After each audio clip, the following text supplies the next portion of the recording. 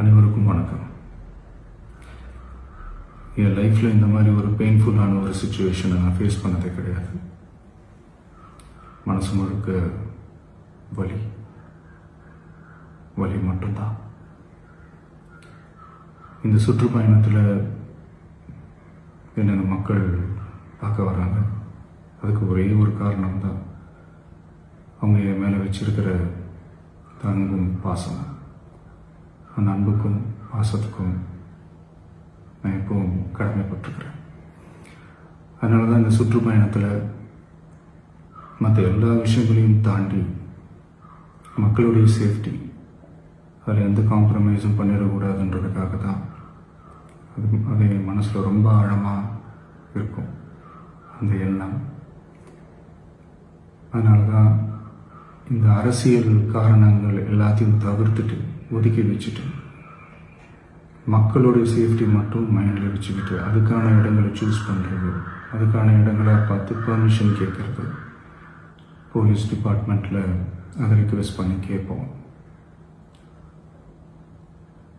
ஆனால்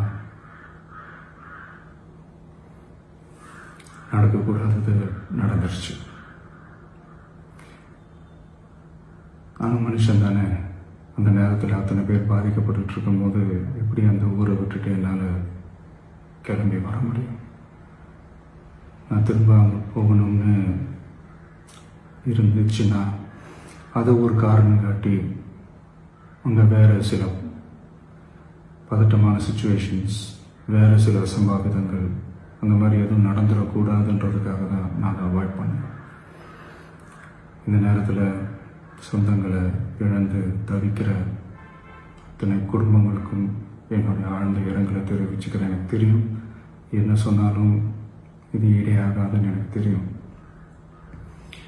ஹாஸ்பிட்டலில் ட்ரீட் பண்ணிகிட்ருக்கிற எல்லாருமே சீக்கிரமாக க்யூர் ஆகி வரணுன்றதை இந்த நேரத்தில் நான் வேண்டிக்கிறேன். கூடிய சீக்கிரமே உங்கள் எல்லாரையும் நான் சந்திக்கிறேன். இந்த நேரத்தில் எங்களுடைய வலிகளை, எங்களுடைய நிலைமையை புரிஞ்சுக்கிட்டு எங்களுக்காக பேசின அரசியல் கட்சிகளை சார்ந்த நண்பர்கள், தலைவர்கள் அனைவருக்கும் என்னுடைய நன்றியை தெரிவிச்சுக்கிறேன். கிட்டத்தட்ட ஒரு 5 மாவட்டத்துக்கு பிரச்சாரத்துக்கு போனோம். இந்த மாதிரி எதுவுமே நடக்கல. ஆனால் கரூரில் மட்டும் ஏன் எப்படி நடக்குது, எப்படி நடக்குது? மக்களுக்கு எல்லா உண்மையும் தெரியும். மக்கள் எல்லாத்தையும் பார்த்துக்கிட்டு இருக்கிறாங்க. கரூரை சேர்ந்த அந்த மக்கள் அந்த உண்மையெல்லாம் வெளியில் சொல்லும்போது எனக்கு கடவுளே நேரில் வந்து இறங்கி அந்த உண்மைகள்லாம் சொல்கிற மாதிரி எனக்கு தோணுச்சு.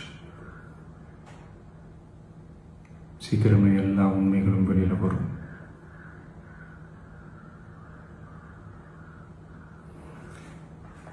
எங்களுக்கு தரப்பட்ட இடத்துல நாங்கள் போய் அந்த ஸ்பாட்டில் நின்று நாங்கள் பேசிட்டு வந்தோம். அதை தாண்டி எந்த தவறும் எங்கள் சைடில் நாங்கள் எதுவுமே செய்யலை. பட் இருந்தாலும் எங்கள் கட்சியை சேர்ந்த நிர்வாகிகள், தோழர்கள் மேலே எஃப்ஐஆர், அது மட்டும் இல்லை சோஷியல் மீடியாவை சேர்ந்த நண்பர்கள், தோழர்கள், அவங்க மேலே எஃப்ஐஆர்லாம் போட்டு இப்போ பிடிச்சிட்டு இருக்கிறாங்க.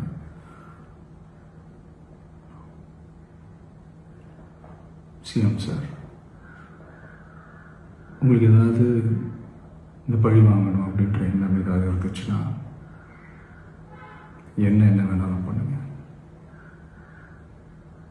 அவங்க மேலே கை வைக்காதீங்க. நான் ஒன்று வீட்டில் இருப்பேன், இல்லை நான் ஆஃபீஸில் இருப்பேன். என்ன வேணாலும் செய்யுங்க. நண்பர்களே, தோழர்களே,